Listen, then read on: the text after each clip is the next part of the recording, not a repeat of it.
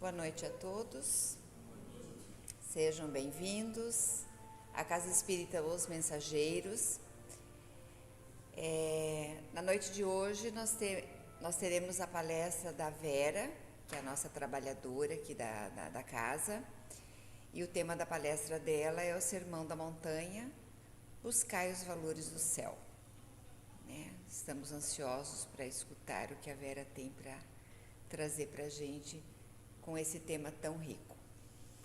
Antes da Vera vir aqui, eu quero passar uns recados para vocês já estão sabendo que a nossa casa está se preparando, eu acho que é por isso que estamos aqui hoje até em poucas pessoas, porque tem muitas pessoas trabalhando, para a nossa 18ª Feira Cultural Espírita, que acontece no sábado que vem. É muito importante, um evento marcante na nossa casa e também para o movimento espírita. É um evento expressivo e nós queremos convidá-los para virem aqui assistir no sábado que vem.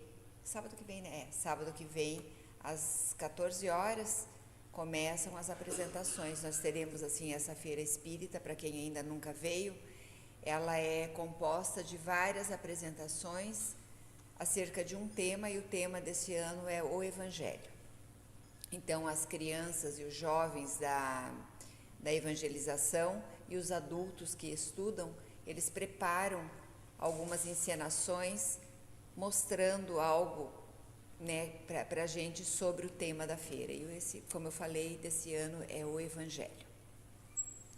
Outra coisa que eu gostaria de falar também, que a gente sempre tem que lembrar, que a nossa casa ajuda o Lar dos Velhinhos e o Centro de Nutrição.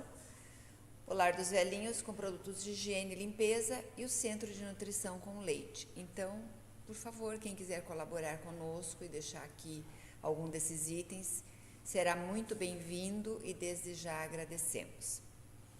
Antes da Vera vir aqui, o Aguinaldo fará a prece inicial de preparação de ambiente. Logo em seguida, a Vera sobe até aqui para começar a palestra dela. Obrigada por enquanto. Após a palestra, nós teremos o passe. Não é obrigatório, mas é muito bom.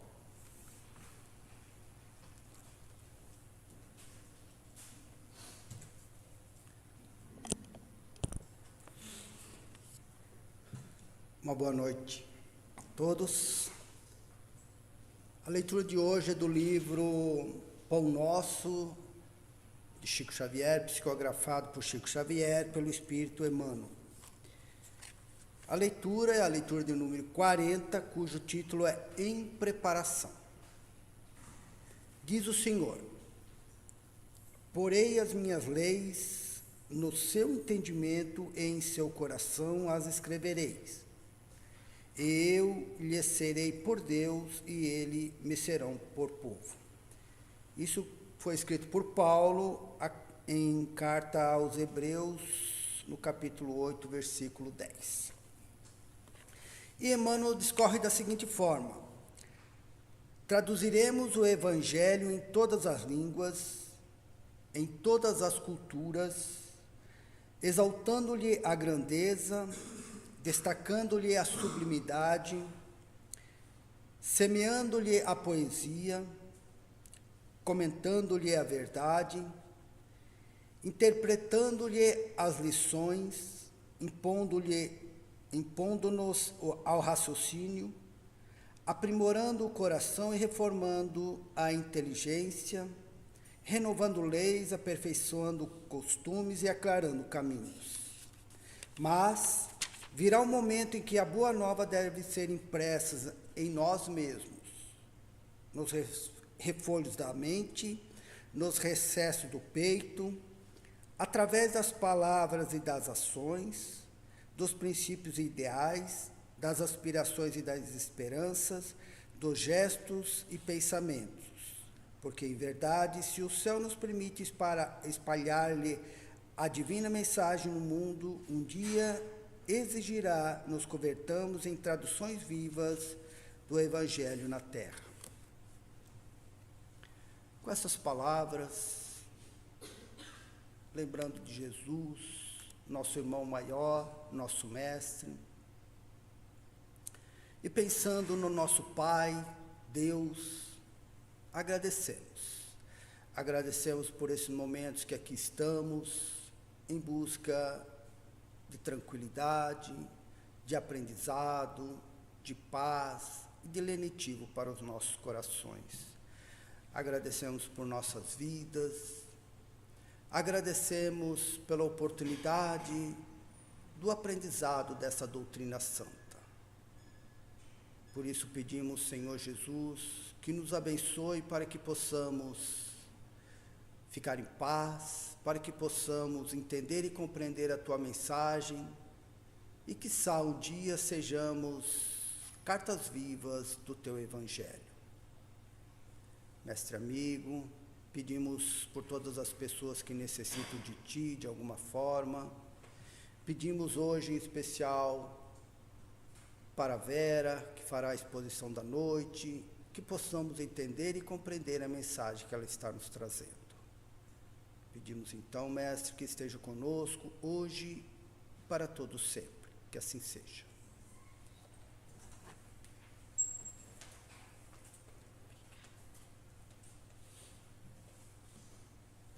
Uma boa noite a todos, sejam muito bem-vindos. É com muita alegria em nossos corações que recebemos a todos e também aos que estão nos assistindo pelo nosso canal do YouTube.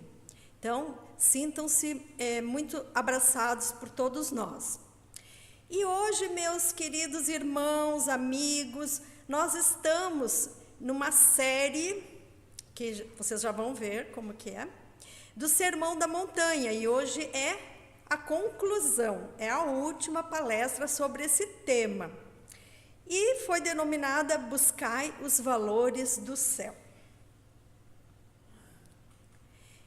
Então, nós estamos ali, seguindo essa divisão e um brevíssimo resumo do Sermão do Monte, ou Sermão da Montanha. E nós já falamos sobre a primeira palestra, que está no nosso canal do YouTube, é sobre as bem-aventuranças. Quem quiser pode estar indo lá, dar uma olhadinha. Nós também tivemos uma outra palestra dessa divisão, que é a missão do cristão na Terra. E a outra, a terceira, foi a reinterpretação da lei, a caridade, a oração, que é feita em segredo, em secreto, nos nossos quartos, em algum lugar, que nós estaremos assim intimamente ligados com Deus.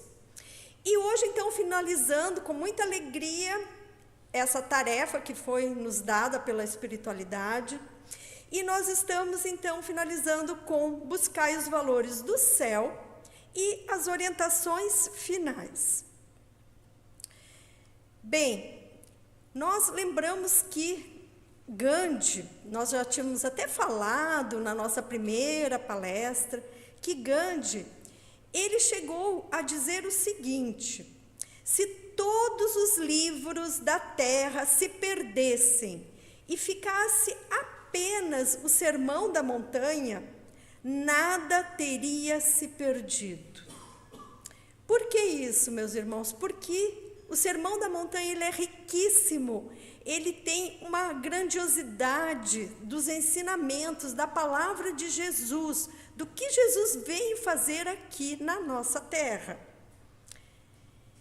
E essa parte, então, do Sermão da Montanha, buscai os valores do céu, ela está onde? Em Mateus, no 6, capítulo 6, versículos 19 até o 23.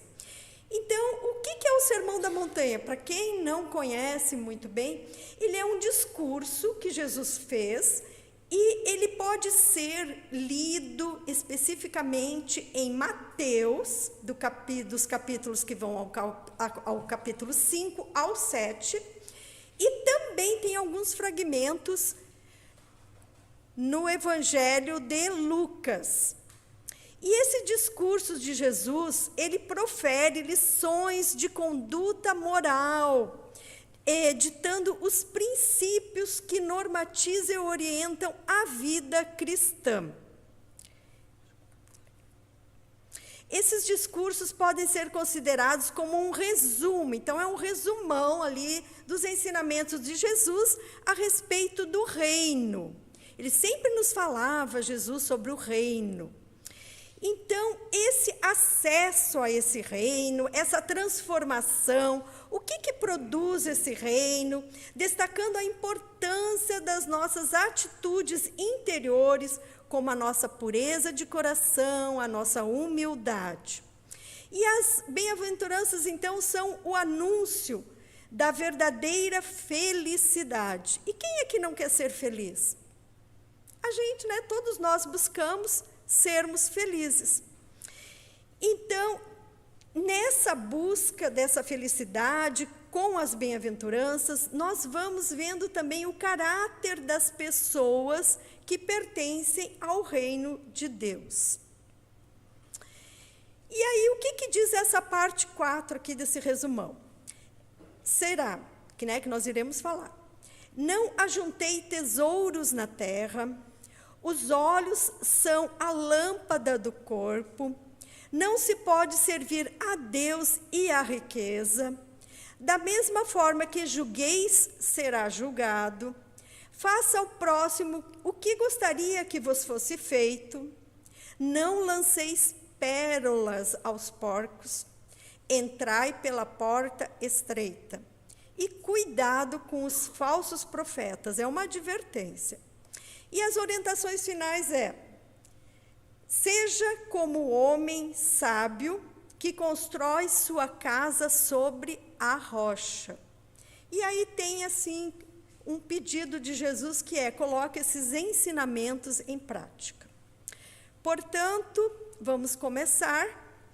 Não ajuntei tesouros na terra. Então, Mateus, está lá no capítulo 6, versículos 19 a 21. Não acumulem para vocês tesouros na terra, onde a traça e a ferrugem destrói, e onde os ladrões arrombam e furtam. Mas acumulem para vocês tesouros aonde? Nos céus, onde a traça e a ferrugem não destrói, e onde os ladrões não arrombam nem furtam. Pois onde estiver o seu tesouro, aí também estará o seu coração. O que seriam, então, esses tesouros terrenos? Então, vamos ficar pensando, o que seriam os tesouros terrenos? Porque ele fala, dos tesouros celestiais e os tesouros terrenos. Basicamente, seria o dinheiro e tudo que o dinheiro possa adquirir, comprar, poder e status, E são totalmente perenes. É só enquanto nós estivermos reencarnados nesta vida material que nós estamos atualmente, que nós sabemos o que nós somos. Nós somos espíritos imortais, que já reencarnamos, desencarnamos, reencarnamos, e vamos assim sucessivamente. E esses bens que nós adquirimos, por exemplo, numa vida tivemos muita fortuna, muitas coisas. Quando a gente parte, a gente não leva nada. Nós não levamos nem esse nosso corpo. Não adianta o corpo estar lá, saradão, bonitão, você não vai levar esse corpo. Nós deixamos tudo. E o tesouro celestial, ele não é perene, ele é o quê? Permanente.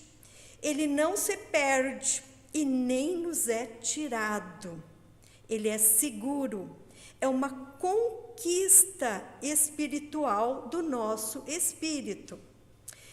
E como podemos acumular esses tesouros no céu? Todo bem que nós praticarmos é um tesouro espiritual. Os atos que nós fizermos de caridade e compaixão, ele também é um tesouro no céu.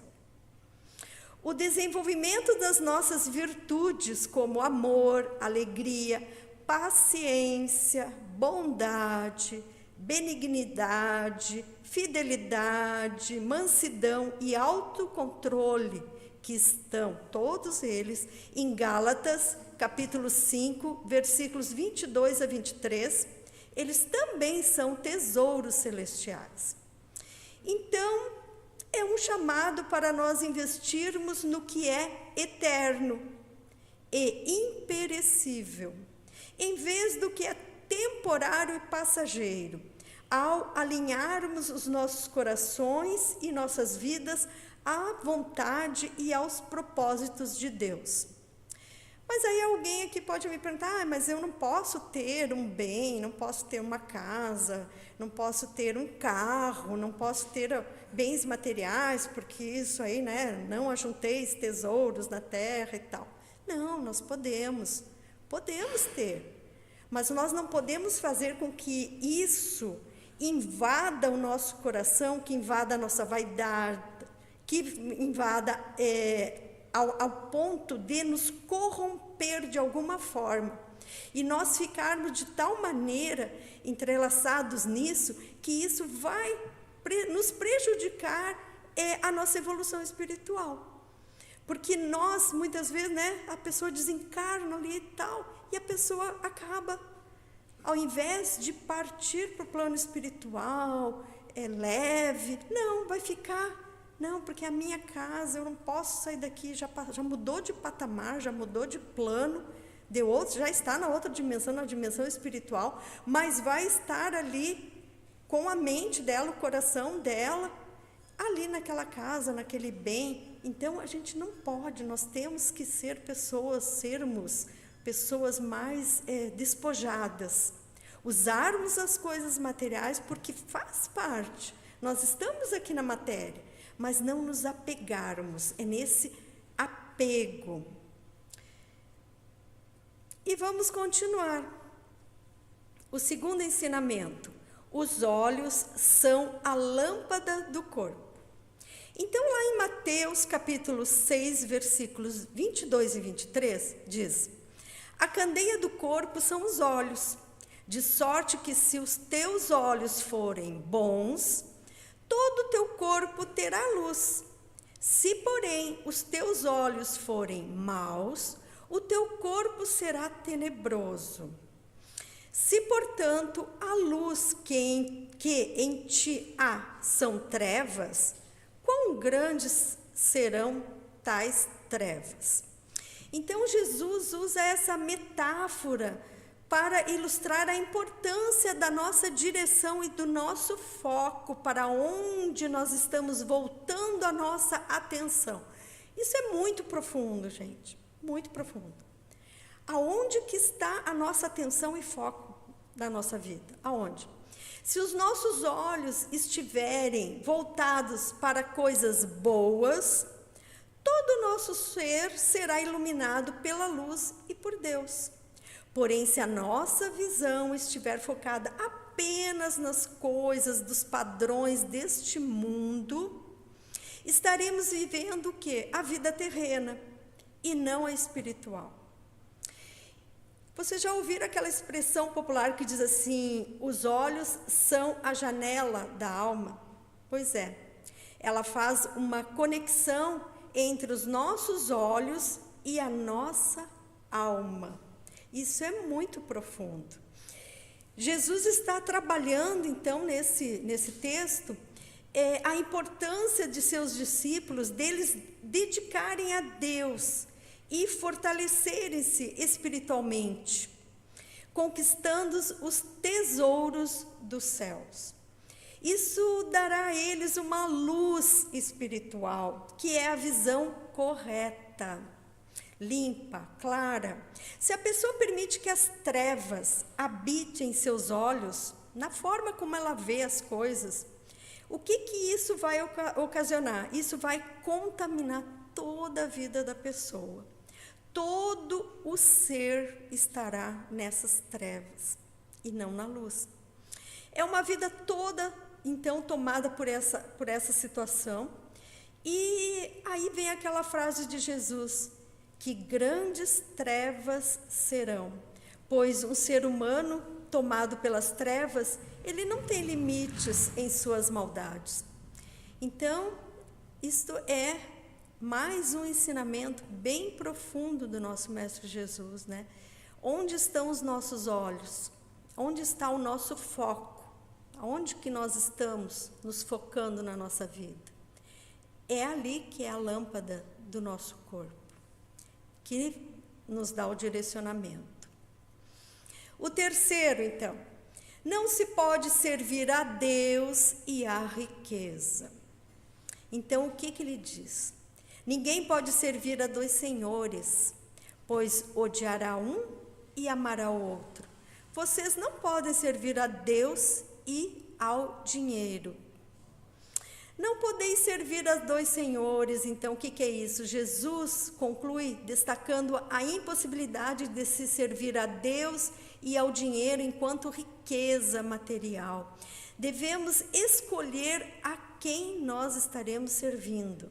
No capítulo 16 do Evangelho segundo o Espiritismo, diz: não se pode servir a Deus e a Mamon, Mamon que é o dinheiro. Jesus falou sobre os perigos de tornar a riqueza em um ídolo para nós, em vez de ter o coração dedicado a Deus. Ele nos convida a fazer uma escolha decisiva e definitiva, porque o Senhor Deus é incompatível com o Senhor Dinheiro. Ou servimos a um, ou servimos a outro. Mas por que isso? Porque Deus e o dinheiro têm regras diferentes. A regra do dinheiro é que tudo nesse mundo tem o quê? Um preço. E se paga de uma forma ou de outra. Tudo pode igualmente, de uma forma ou de outra, ser comprado. Não é verdade que acontece isso? Compra até pessoas, né? Tal é o caráter que o poder do dinheiro se impõe a esse mundo terreno que nós estamos. E hoje em dia, o que nós temos também? Uma coisa que é esse apego, é o like, a curtida nas redes sociais. Tem pessoas que fazem de tudo para ter aquela curtida, postam lá. Então, é também uma forma de estar servindo a algo que não é Deus, porque você se torna escravo daquilo. Tudo que nos escraviza não é legal. O bom é nós sermos livres, libertos, né? E uma coisa que eu até anotei aqui para falar com vocês a respeito do minimalismo versus o consumismo. Eu assisti uma palestra outro dia, não era espírita, de uma outra pessoa, onde ele fazia essa comparação entre o minimalismo e o consumismo. Quanto que nós consumimos coisas que nós vamos deixar lá, jogadas nas gavetas, é só pelo prazer de comprar mesmo. E o quanto nós podemos ser minimalistas, termos menos, porque isso é uma forma de desapego das coisas. E para mim fez muito sentido, eu espero que para vocês também fique essa sementinha para estar refletindo.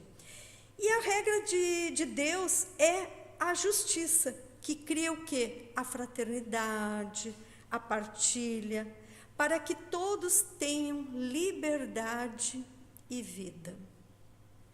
Como é importante a nossa liberdade. E aí, o próximo ensinamento de Jesus é: da mesma forma que julgueis, será julgado. Meus irmãos, julgar-se superior é condenar-se pela vaidade. Não julguem para que não sejam julgados, pois da mesma forma que julgarem, vocês serão julgados, e a medida que usarem também será a mesma medida que vão usar contra vós. Porque você repara no cisco que está no olho do seu irmão e não se dá conta da viga que está no seu próprio olho. Então você fica lá julgando o outro, condenando o outro, nem sabe o que aquele outro lá está passando, quantas batalhas nós travamos intimamente que as outras pessoas nem sabem, nem conhecem. E muitas vezes nós ficamos lá julgando: fulano falou aquilo, fez aquilo. Tá, mas Você sabe o que acontece no íntimo daquela pessoa, né? Conforme você está julgando, você também vai ser julgado. E você não deve pensar que ao usar determinado critério ou medida de julgamento contra o seu próximo, este mesmo critério não será usado contra você. Não, ele vai ser usado sim.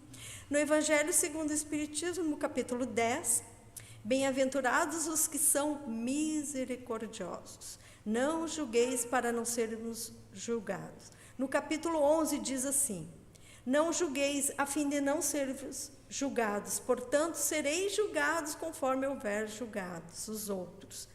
Empregar-se-á convosco a mesma medida de que vos tenhais servido para com os outros. O que significa é que a autoridade para censurar está na razão direta da autoridade moral daquele que censura. O que isso significa? Uma pessoa que ela tem autoridade moral,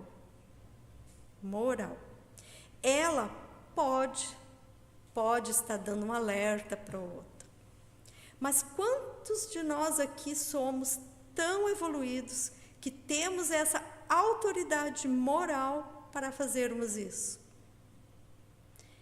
E quando nós viermos a praticar isso, nós estaremos sendo pessoas que não estaremos praticando a caridade, porque nós estamos ali julgando aquela pessoa, né? Então, quando escolhemos não julgar o próximo com o peso da nossa maledicência, estamos escolhendo não sermos julgados pela mesma maledicência do outro. O que é o melhor? O melhor é termos piedade e compreensão. É fácil? Não. Não é fácil. Meus queridos irmãos, nada é fácil nesse sermão da montanha. Nada é fácil. É algo que exige muito de nós. Mas, à medida que nós formos evoluindo, nos aprimorando, nós vamos chegar lá. Nós não podemos ficar assim, ai, não, eu não vou conseguir e tal, vou deixar para a próxima vida. Não. Vamos começar agora. Agora. Porque nós estamos buscando o que foi dito anteriormente? A nossa felicidade. Nessa busca da felicidade, nós temos que ir tentando, e tentando. Daqui a pouco a gente já faz isso tirando de letra. E o próximo é: faça ao próximo o que gostaria que vos fosse feito. Está em Mateus, capítulo 7, versículo 12. Portanto, tudo o que nós queremos que os outros nos façam, façamos também a eles. Porque esta é a regra de conduta que Jesus ensinou. Também ensinou: tratem as outras pessoas da mesma maneira que gostariam de ser tratados por elas. Por exemplo, nós gostamos de ser tratados de que jeito? Com bondade, com respeito, com amor. Mas será que a gente trata os outros assim? Às vezes que a gente pode, a gente já pega, dá ali uma cutucada, faz alguma coisa. Não é pelo fato de eu estar aqui enquanto oradora que eu sou melhor. Não. Estamos todos no mesmo barco. E muitas vezes nós derrapamos, muitas vezes nós fizemos errado. Mas nós temos que continuar, perseverar. Caiu, levanta, sacode lá a poeira e vai à frente. E Jesus diz assim: é o que a lei e os profetas querem dizer. Ali, assim em tudo façam aos outros o que querem que eles façam a vocês, pois esta é a lei e os profetas. O que é essa lei? Jesus estava se referindo aos primeiros cinco livros, né? Os primeiros 5 que estão na Bíblia, que são a Gênese, que quer dizer origem, o Êxodo, que teve aquele êxodo do Egito, o Levítico, que vem dos levitas, dos sacerdotes, Números, que é o recenseamento dos hebreus, e Deuteronômio, que quer dizer segundo a lei. Então, ele estava seguindo o que dizia nesses livros. E quem são os profetas? Se refere aos livros proféticos, que são os livros que contêm os escritos e a pregação dos profetas, que desempenham alguma função fundamental no meio do povo de Deus. Então, tem 18 livros proféticos, que são Isaías, Jeremias, Lamentações, Baruque, Ezequiel, Daniel, Oséias, Joel, Amós, Abdias, Jonas, Miqueias, Naum, Ebacuque, Sofônias, Ageu, Zacarias e Malaquias. Todos esses profetas. E os livros proféticos do Antigo Testamento se subdividem em 2 grupos na Bíblia cristã, que são os profetas maiores e menores. Isso a título de curiosidade, né, para quem quiser e para quem quiser se aprofundar também. Então, nós temos que cuidar muito o que a gente faz, né, para os outros. Que não é fácil, mas vamos lá, né, gente? E aí, o outro ensinamento de Jesus é: não lanceis pérolas aos porcos. O que é isso? Não deem o que é sagrado aos cães, nem atirem suas pérolas aos porcos. Caso contrário, estes as pisarão e aqueles, voltando-se contra vós, os despedaçarão. Então, Mateus, no capítulo 7, versículo 6, Jesus usa, assim, animais. Como em outros lugares, Jesus também se referia a animais, para representar as características espirituais de certas pessoas. Do mesmo modo, ele chamou Herodes de raposa, isso está em Lucas 13:32. Os fariseus de serpentes, raças de víboras, em Mateus 23:33. Seus seguidores, frequentemente, ele chamava de quê? De ovelhas, isso está em João 10:27. Esta prática é comum em outros livros da Bíblia. Também pessoas teimosas e sem entendimentos eram comparadas a quê? Cavalos e mulas. Está no Salmo 32, versículo 9. Líderes ou dirigentes que abusavam de suas posições eram chamados de lobos. E também temos os leões. É bem interessante isso. Então, no Velho Testamento, aos sacerdotes era permitido comer de alguns sacrifícios ali que eram oferecidos ao Senhor. Então, as pessoas vinham, traziam aquelas oferendas, e quem que poderia comer aquilo lá? Eram os sacerdotes. Eles poderiam. Então, seria impossível para eles jogarem essa comida, que para eles era uma comida sagrada, para algum cão. Então, o cão não seria capaz de apreciar o valor daquilo tudo. Semelhantemente, um porco jamais pode apreciar a beleza e o valor de uma pérola rara. E baseado nesses fatos que Jesus adverte sobre o erro de jogar o que é sagrado aos cachorros ou aos porcos. Mas, espiritualmente falando, o que é isso? Nesse mundo tem pessoas que simplesmente não apreciam o valor das coisas espirituais. Jesus disse que não se deve forçar o evangelho sobre tais pessoas. Por mais que queiramos guiar uma pessoa até Deus, falar sobre Deus, Jesus usou uma linguagem mais clara para falar do mesmo assunto quando ele enviou os apóstolos para pregar. Aspas. Se alguém não vos receber, nem ouvir as vossas palavras, ao sairdes daquela casa ou daquela cidade, sacudi o pó dos vossos pés. Isso está em Mateus 10:14. Ou seja, deixa para trás. A pessoa não quer ouvir, ela não está naquele momento ainda de ouvir, de se modificar, de conseguir esses valores espirituais, né? Nós falamos dos tesouros, os tesouros do céu. Às vezes a pessoa não está, ela ainda espiritualmente, ela não consegue. Paciência, não vamos forçar ninguém. Então, deixa lá e sigamos adiante. Continuando, esse ensinamento eu acho muito interessante, ele faz muito sentido, que é: entrai pela porta estreita. Aí diz assim: entrem pela porta estreita, pois larga é a porta e amplo o caminho que leva à perdição. E são muitos os que entram por ela. Muitas pessoas entram por qual porta? A porta larga, porque é a mais fácil. Veja bem, entre uma porta estreita e uma porta larga, você vai pela porta larga. Mas a porta larga é a porta do mundo. Não é a porta que vai fazer com que nós sejamos diferentes. Não vai. Então, larga é a porta da perdição, porque são numerosas as paixões más. E porque o maior número de pessoas vai por aquele caminho.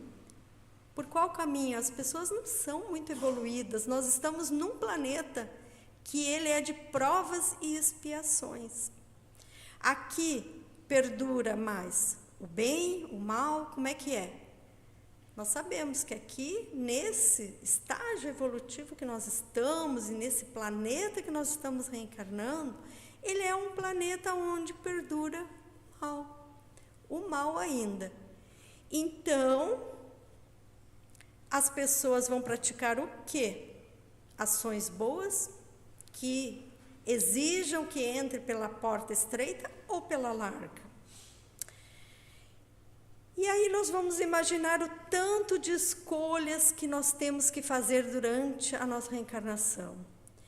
E algumas vezes nós não fazemos escolhas boas para nós. Não fazemos. E nós ficamos o quê? Nas fáceis, nas cômodas, nas atrativas, que chamam mais a nossa atenção, né? Que são mais atraentes. E muitas vezes seguidas pelas nossas paixões. Dessa forma nós caímos em quê? Em excessos. Nos excessos. E a espiritualidade superior, ela é enfática ao afirmar que o homem, pelos seus esforços, pode vencer as suas más inclinações. Então, o que nós temos que fazer? Nos esforçar. Colocar a nossa vontade, a nossa determinação. Que nós sabemos que muitas e muitas vezes a nossa vontade, ela vai até ali. Vai até um pedaço. Quando chega naquele pedaço, não, é muito esforço, vai exigir demais de mim, não quero. Então, na questão 909 do Livro dos Espíritos, ele fala exatamente da falta de vontade, né? Entre aspas, quão poucos dentre vós fazem esforços. Mas também temos a opção, todos os dias nós temos a opção de fazermos o quê? Escolhas boas para nós. Se nós caímos, vamos levantar. Ninguém nasceu aqui para ser infeliz. Ninguém reencarnou aqui para ser infeliz. Se nós fizermos as nossas escolhas não tão boas, peraí. Hoje eu posso fazer melhor. Vamos lá. Ter essa perseverança no nosso coração.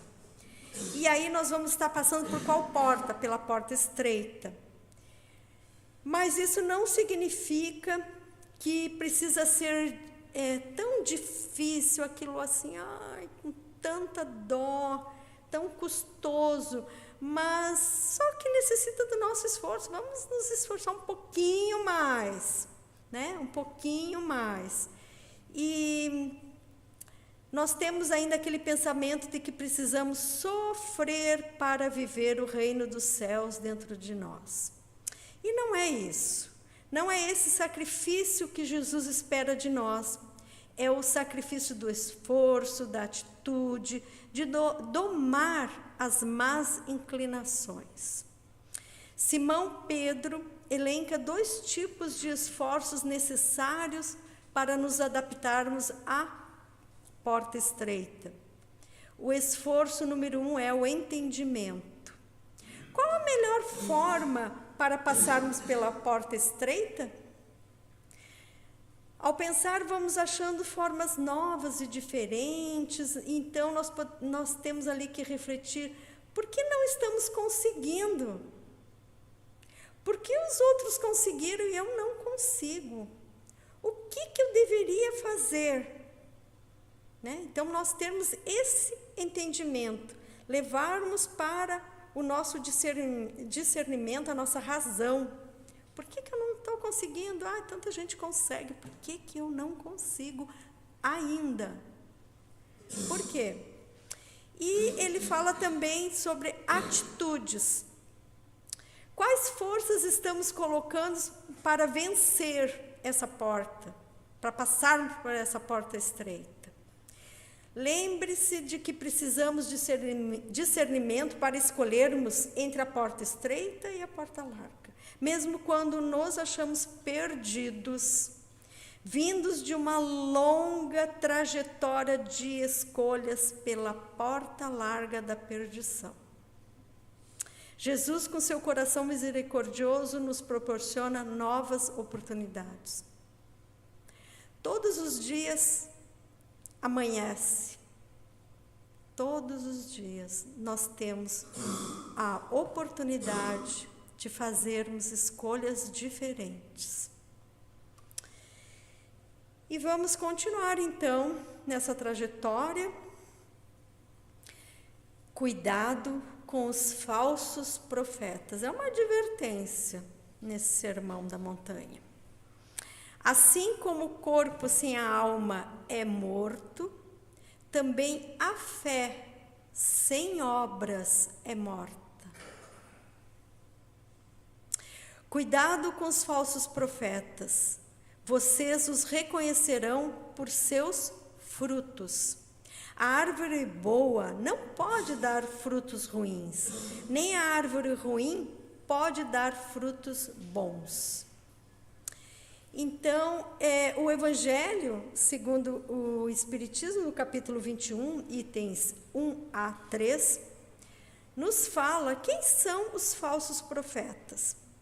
São, assim, caracterizados os homens que, possuindo certos conhecimentos, eles abusam desse saber, em proveito das suas ambições, de seus interesses e do seu anseio de dominação, aproveitando-se da boa fé das pessoas que acreditam serem eles missionários divinos.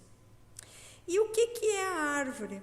A árvore simboliza todos nós, e os frutos são os nossos atos, as nossas atitudes, as nossas obras. Assim, a qualidade da nossa ação vai revelar o grau do nosso adiantamento moral. Toda árvore boa produz bons frutos, e toda árvore má produz maus frutos. Então, reconhece-se os verdadeiros cristãos pelos seus atos, não pelas suas belas palavras, né? Que muitas vezes tem aquela oratória muito imponente, né? Suas obras, quais são as obras? O que fazem em favor do bem comum? Continuando, então, nós temos as orientações finais. Quais são? Seja como um homem sábio que constrói sua casa sobre a rocha. E aí, meus irmãos, essa é outra, porque cada uma é mais profunda que a outra, né? E aí ele diz assim: portanto, quem ouve essas minhas palavras e as pratica, é como um homem prudente que construiu a sua casa sobre o quê? Sobre a rocha. Não é sobre a areia, é sobre a rocha, né? Caiu a chuva, transbordaram os rios, sopraram os ventos e deram contra aquela casa, e ela não caiu, porque tinha os seus alicerces, na rocha.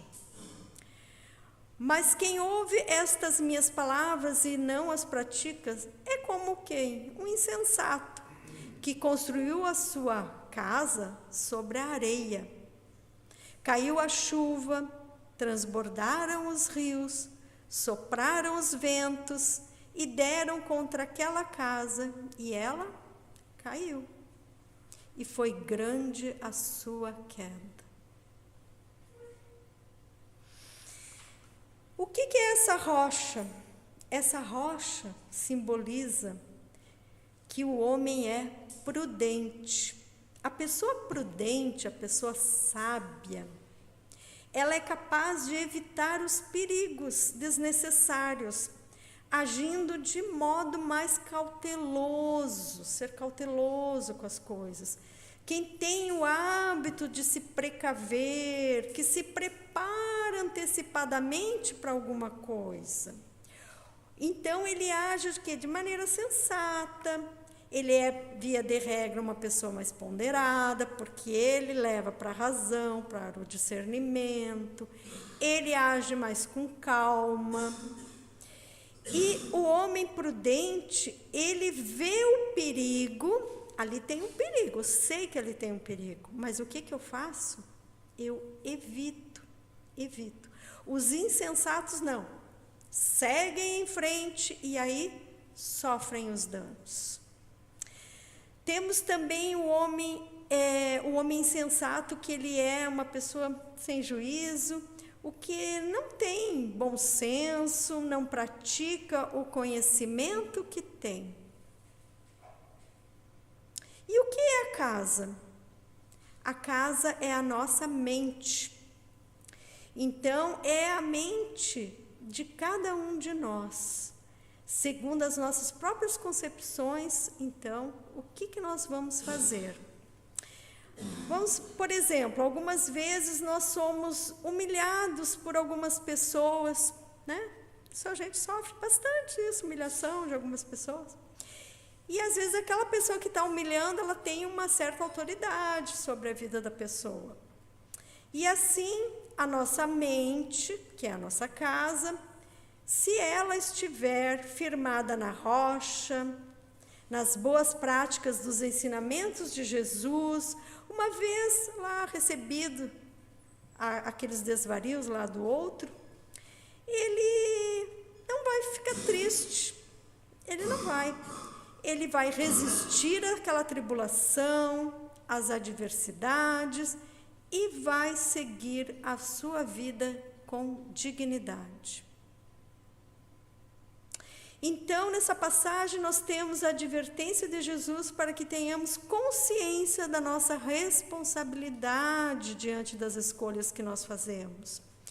Essa conclusão do sermão resume, portanto, o seguinte: a essência da sabedoria e da felicidade da vida está em realizar as grandes verdades e não somente ouvi-las. É a prática. Se o outro não pratica, seja por orgulho ou por ego, sejamos nós, com firme propósito e uso da vontade firme, iniciando então um ciclo de bons atos e nos capacitando a continuarmos a nossa existência na edificação dessa casa que estará fincada onde? Na rocha, com bases sólidas, firmes, suscetíveis de enfrentar as contrariedades que surgem no decurso da nossa caminhada. Então, que nós finquemos a nossa casa, a nossa mente na rocha e não na areia. Continuando, então, para encerrarmos, são muitas reflexões. Creio que cada uma dessas passagens aqui do Sermão da Montanha daria uma palestra, Fica o convite para os palestrantes da casa. E eu hoje estou muito feliz de estar falando sobre o nosso Mestre Jesus a todos e concluindo esse trabalho, como eu disse anteriormente, foi um trabalho me passado pela espiritualidade. E eu gostaria de encerrar esse trabalho como eu o comecei, que é assim: Jesus, vendo a multidão, subiu a um monte e, assentando-se, aproximaram-se dele os seus discípulos e, abrindo a boca, os ensinava, dizendo: Bem-aventurados os pobres de espírito, porque deles é o reino dos céus. Bem-aventurados os que choram, porque eles serão consolados. Bem-aventurados os mansos, porque eles herdarão a terra. Bem-aventurados os que têm fome e sede de justiça, porque eles serão fartos. Bem-aventurados os misericordiosos, porque eles alcançarão misericórdia. Bem-aventurados os limpos de coração, porque eles verão a Deus. Bem-aventurados os pacificadores, porque eles serão chamados filhos de Deus. Bem-aventurados os que sofrem perseguição por causa da justiça, porque deles é o reino dos céus. Bem-aventurados sois vós, quando vos injuriarem e perseguirem, e mentindo disserem todo mal contra vós, por minha causa. Exultai e alegrai-vos, porque é grande o vosso galardão nos céus, porque assim perseguiram os profetas que foram antes de vós. E assim, meus queridos irmãos, concluímos então essa tarefa, Essas palestras, várias palestras. Como eu disse para vocês, estão todas no nosso canal, fiquem à vontade para estar revendo, se assim o desejarem. E eu desejo a todos um bom retorno aos seus lares, uma boa noite, muito obrigada.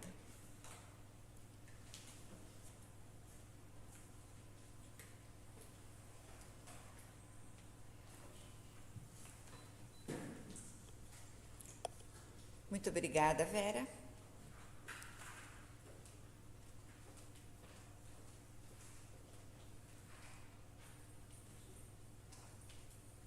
E antes de nós nos encaminharmos para o passe, nós vamos agradecer por essa noite, agradecer por estarmos aqui numa casa de orações, numa casa de reflexão e numa casa de aprendizagem.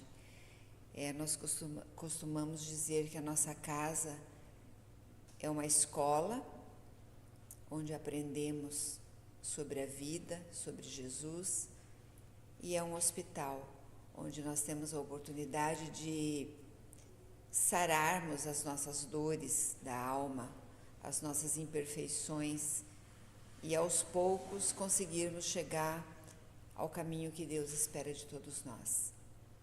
Mestre Jesus, agradecemos por esse momento, agradecemos por estarmos juntos, agradecemos pelas palavras da nossa companheira Vera, que nos fez refletir sobre a nossa vida e sobre o nosso propósito.